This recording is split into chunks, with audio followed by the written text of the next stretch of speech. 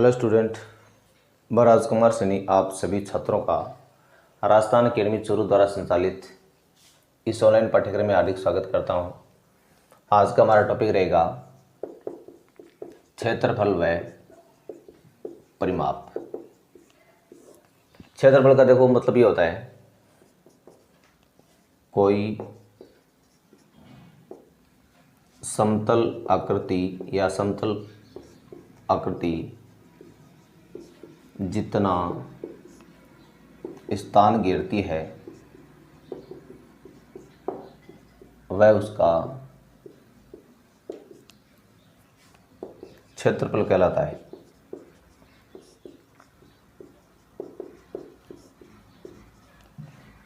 और परिमाप का मतलब क्या होता है?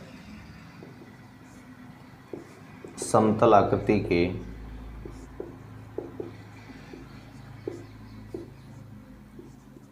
चारों ओर की लंबाई,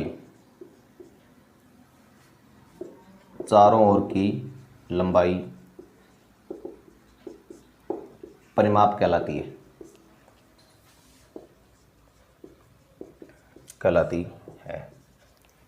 तो ये तो देखो मैंने आपको सबसे पहले परिमाप और इसके क्षेत्रफल के बारे में बताया है। अब जैसे मान लो कि मेरे पास ये आयत है। अब देखो आयत ने ये बीच में जितने जगह घेरा है ना, ये बीच वाली, ये तो क्या कहलाएगी? इसका क्षेत्रफल कहलाएगी। और देखो इसकी चारों ओर की लंबाई है ना, ये वाली, यहाँ वाली, ये इसकी लंबाई क्या कहलाएगी आपकी? वो परिमाप कहलाएगी। जितना स्थान घेर रही है वो क्षेत्रफल, और इसकी चारों ओर की लंबाई है वो क्या? इसका परिमाप है। अब देखो आगे हम देखो कुछ इनके फॉर्मूले बेसिक, उनके बारे में बातें कर लेते हैं। सबसे पहले हम बात करते हैं किसकी? आयत के बारे में बातें करते हैं। तो सबसे पहले आपका पॉइंट रहेगा आयत। देखो आयत का डायग्राम कैसा होता है? जिसकी आमने सामने भुजाएं बराबर होती है। ये एल है तो ये भी एल है, ये बी है तो ये भी क्या है? बी। अब इसमें आपको लिखना है तो क्या? आयत का क्षेत्रफल जो होता है लंबाई गुणा चौड़ाई, ये एल गुणा बी। और एक होता है आयत का परिमाप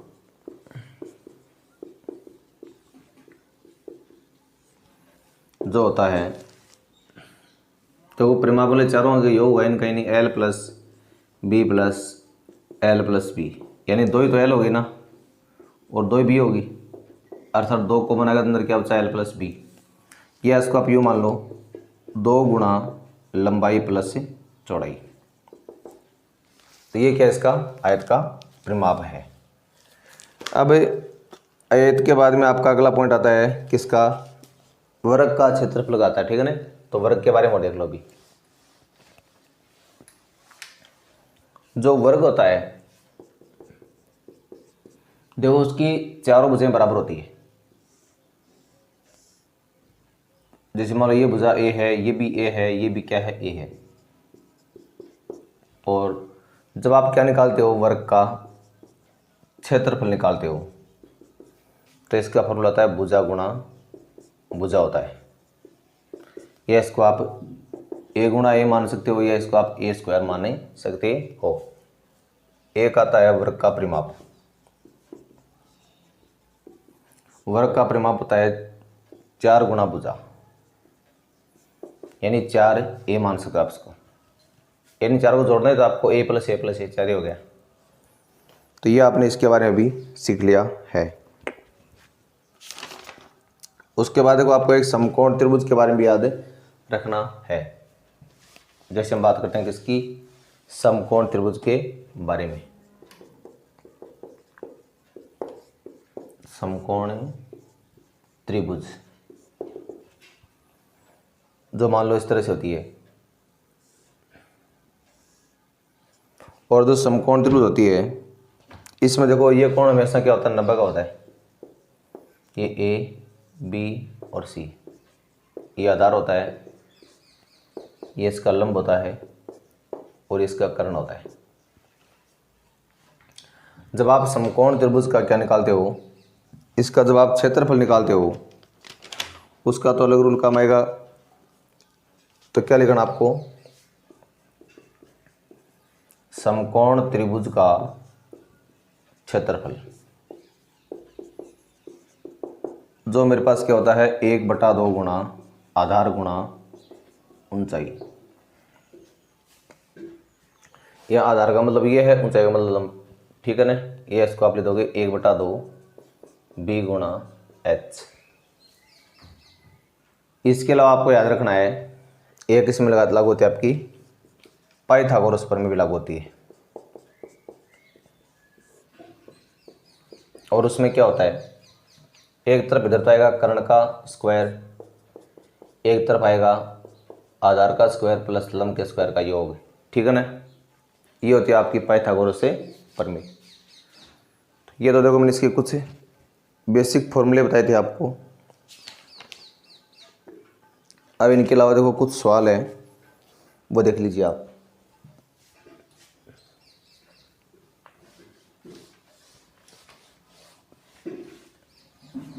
जैसे मान लो सबसे पहले हमारे पास मान लो कोई प्रश्न ये आ रहा है, मान लो कि ये सवाल आ गया आपके पास, एक मैदान की लंबाई 500 मीटर तथा चौड़ाई 350 मीटर हो,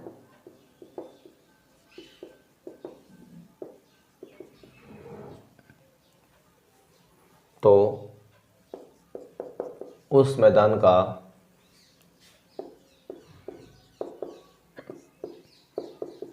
क्षेत्रफल कितना होगा।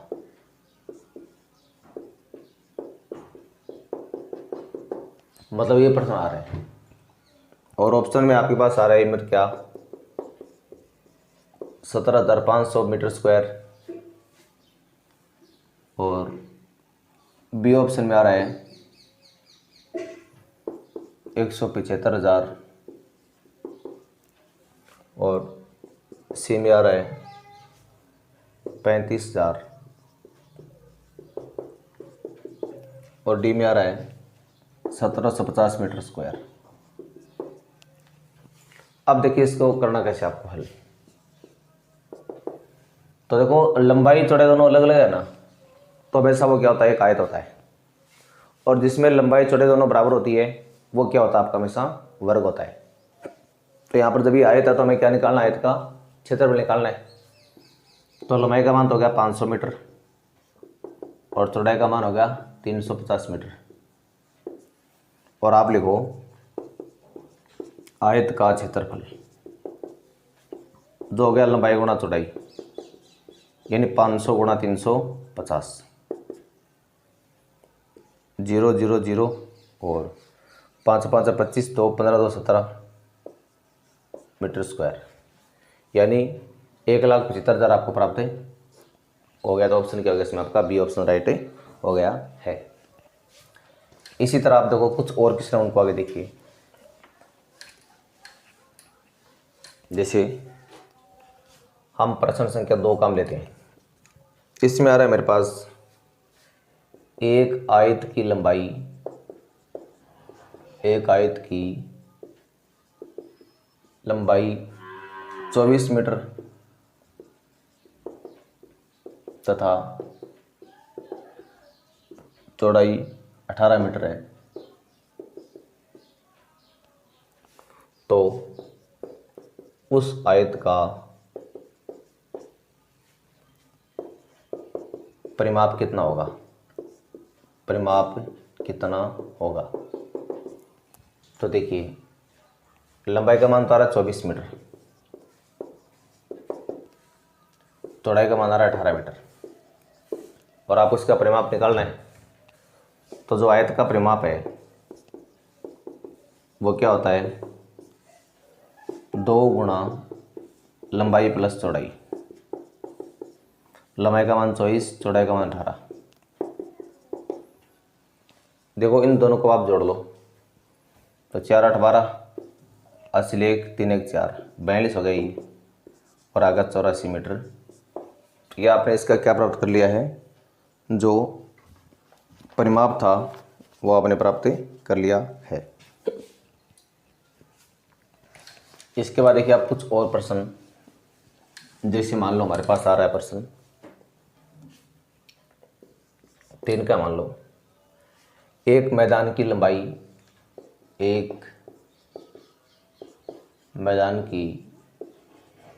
लंबाई 40 मीटर तथा चौड़ाई 30 मीटर है, तो मैदान का विकर्ण होगा, ये आपसे पूछा है। ऑप्शन ए में आ रहा है 42 मीटर, ऑप्शन बी में आ रहा है 16 मीटर, ऑप्शन सी में आ रहा है 25 मीटर, ऑप्शन डी में आ रहा है 50 मीटर। अब देखिए इसका विकर्ण कैसे निकालते हैं। तो देखो विकर्ण निकालने के लिए आपको ध्यान रखना है, यहाँ लंबाई का मान तो 40 मीटर है ही, और चौड़ाई यानी बी का मान है 30 मीटर। तो विकर्ण निकालने के लिए सीधा फॉर्मूला ध्यान रखना है, रूट में L² प्लस B²। तो यहाँ पर मेरे पास क्या देगा, ये 40 का स्क्वायर प्लस 30 का स्क्वायर, तो ये 1600 प्लस 900 हो गया।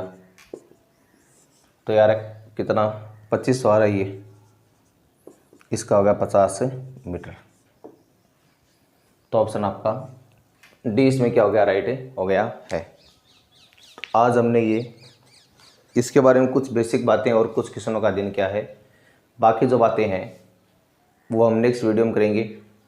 तो आज के लिए बस इतना ही, मिलते हैं नेक्स्ट वीडियो में, तब तक के लिए नमस्कार, धन्यवाद।